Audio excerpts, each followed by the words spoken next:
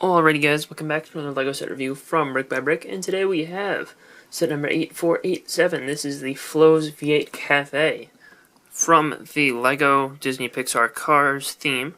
This is one of the few sets based on the first movie specifically, and this set was released in 2011, which was the first year that they made car sets. I think this was in the first wave. I don't think they did two waves in 2011, but they might have. And I could be wrong. But I know they did a big 2011 wave and then a slightly smaller 2012 range. And this set contains 517 pieces and retailed for $59.99 in the United States. We'll start out by taking a look at the center of the V8 Cafe. And this is like the main building, per se. It's not a super duper accurate representation, because it does have a little bit of an interior there. I don't know, and then in the actual movie, it looks pretty different from this. It does have a big, like, dome-ish, or slate dome on the top, and you have the V8 logo there, but I don't remember it being this tan. I don't know. It's the least convincing part of the set. I think the little side sections are more convincing, but this does sacrifice a decent amount in order to get in a significant play feature. It's along the lines of the Ultimate Race set play feature.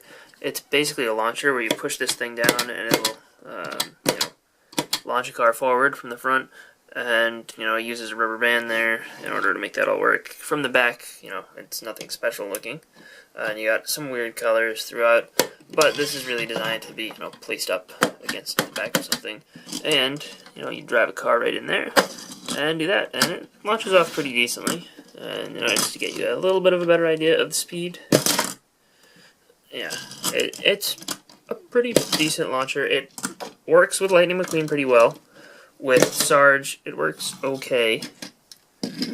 Not as good as with Lightning McQueen.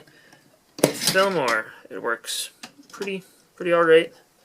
With Sally, it works okay. With Mater, you can sometimes get it to work okay, but I think with Flo, we have a little bit of an issue. Yeah, it just wants to, since her back end is so low, it just wants to push her up, and a lot of the momentum goes into pushing her downwards and not forwards. So, Flo doesn't work nearly as well as any of the other characters in the set, and, that's a little bit disappointing because it is supposed to be her cafe, so she would be the one sitting here, mostly. I do like the stickers for the logo here, the flows, and the cafe right here. I did not do the best job applying the stickers on the bottom, because this has been built since the set came out. Like the gas one's not completely centered, but they do look pretty good, and I would have taken them off to try and reapply them, but stickers from this era typically don't do so well as far as a reapplication goes.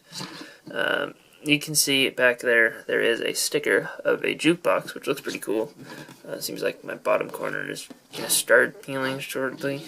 And then there's also another sticker here on the top of that little drink. It says Texas Tea. I don't know if this is a gas dispenser or whatever. I don't know, for like specialty gases. I don't know how it's supposed to work in the Cars universe.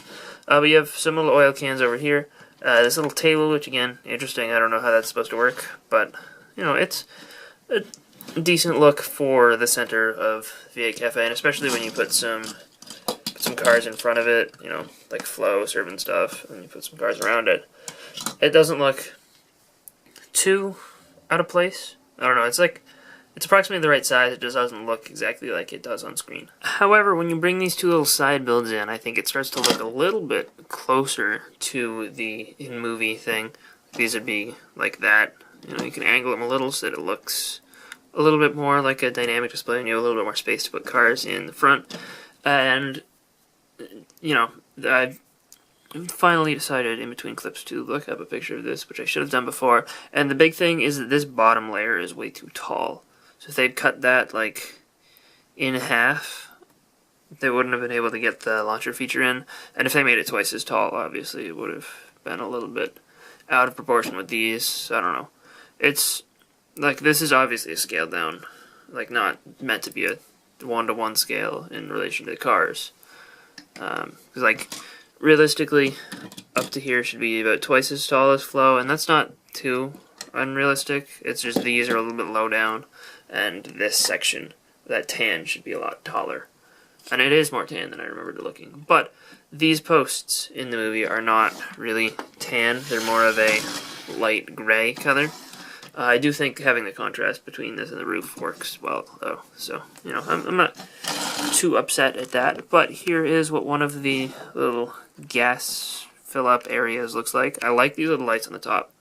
They do a pretty good job of, you know, looking like they're supposed to, without being too complicated.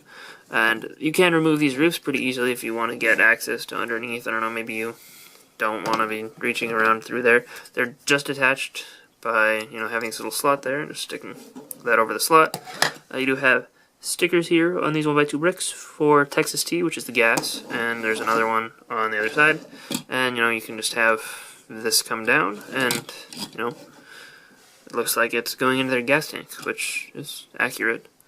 You can't really have someone getting gas in the middle, so this is kind of just a waiting area, and then you'd have, you know, cars filling up on the sides like that. And, you know, that looks fine. I mean, pretty good layout for that. You know, maybe it would have been nice if there was a way to have someone get gas in the center, but I don't know. I mean, it's perfectly fine. It's just a little awning that they can sit underneath. And obviously, at Radiator Springs is not like the busiest place ever, so, you know, there are scenes in the movie where they're just, you know, at Radiator Springs for the sake of being at Radiator Springs. And, you know, also in some of the Mater Tall Tale shorts, whatever, they do that. Mater in the Ghost Light, I think there's a scene where they're all just hanging out at the V8 Cafe. And the set designers took a little bit of creative liberty here, because this is not a gas dispensing area. This is a little bit of car wash, and just have your cars drive underneath it. And, you know, these will spin usually if they're not too tightly attached, which this one on this side is. So if we loosen that up just a tiny bit, it should, I don't know, they should like spin as you drive underneath, and they'll automatically adjust heights. I think it's a good little function, good little feature. Yeah, it's not super accurate to how it should be, but I don't know. I don't think that's the end of the world. I think it's fine. These do get dusty a little, as you can see. So if you leave them sitting in place for too long, you know, and you get a little dust bunny in there, it's hard to get it out. But I think that this looks reasonably good. It's good to have one that's outwardly similar to the other one. And if you really don't like the looks of these things, you can just pull it out. It's just attached with a Technic pin, and then you just have, yeah, there's no gas tank, but, you know, it looks similar to the other side.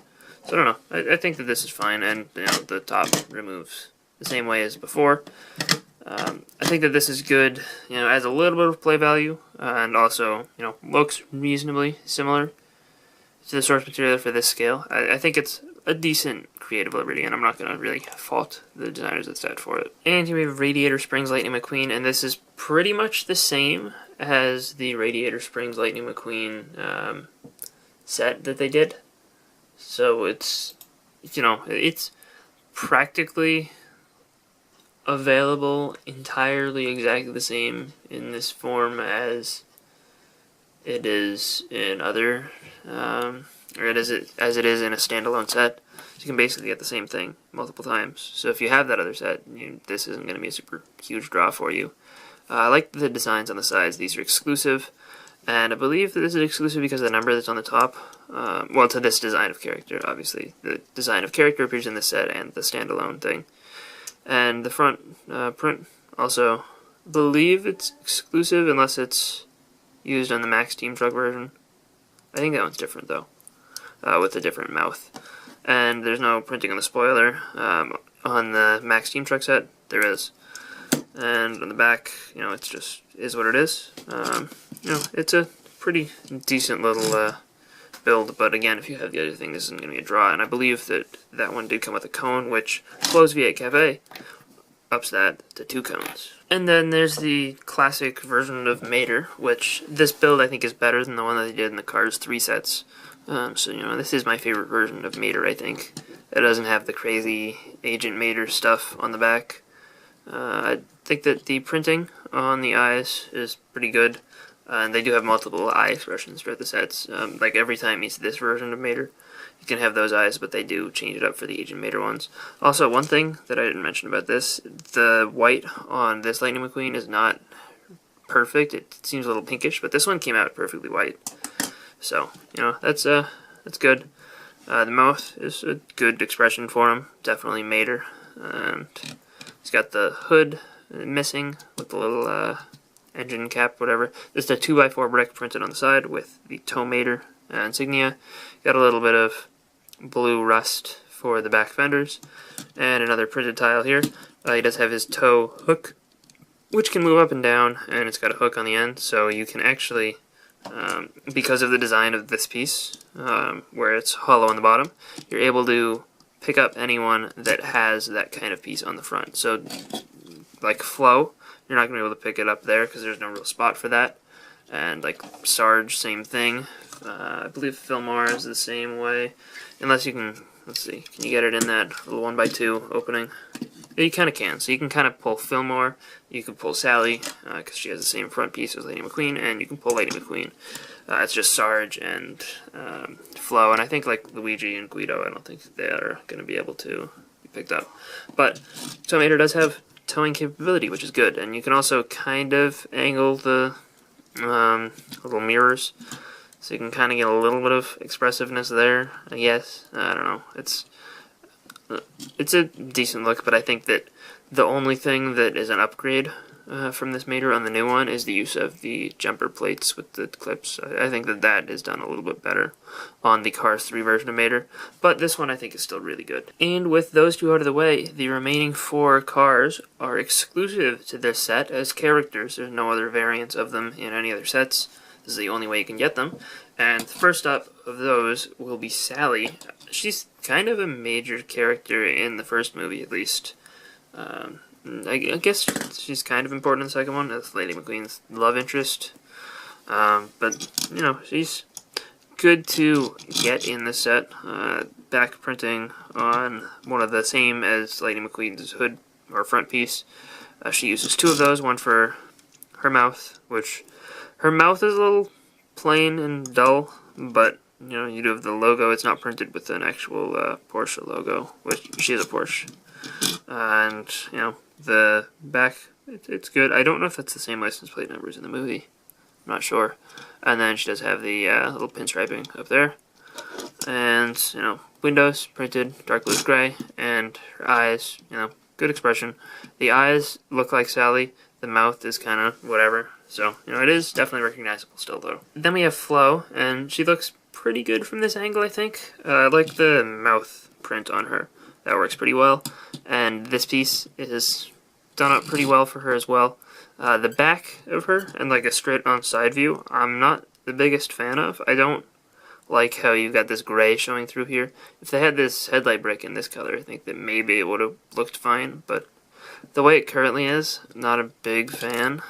I don't know, you could do something like move this back one, but then the proportions aren't really right. I don't know. I'm not sure how you could fix this well, but I don't know. I'm very conflicted on this, but from like this angle, I think that she looks great. And these are printed 1x3 tiles. They're the light yellow color, and they just have a little bit of printing around the sides that brings in some of this aqua color and a little bit of a silver outline around the shape that it forms. And you get this sloping down in the back, which, you know, it's good. I think there's, again, a little bit too much gray here, but, you know, for the most part, I think that this is a pretty well done vehicle, and I like how the wheels are partially covered. I think that she's the only example of that in all of the Cars line.